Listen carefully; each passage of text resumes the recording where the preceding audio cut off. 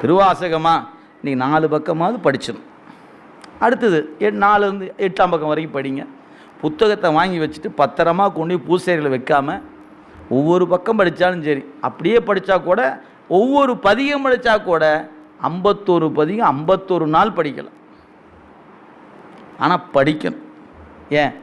அவையெல்லாம் மந்திர சொற்கள்.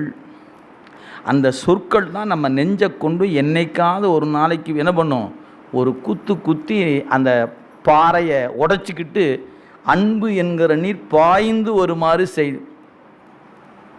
மறந்துடாதீங்க, அது படிக்கத்தான் வரும்.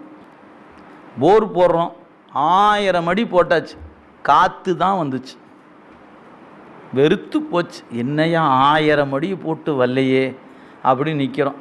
உடனே அவர் ஓட்டுறவர் சொன்னார், சார் இன்னொரு ஒரு ராடு ஒரு 10 அடி தான், இன்னொரு 10 அடி இறக்கி பார்த்துடலாமா? அட போய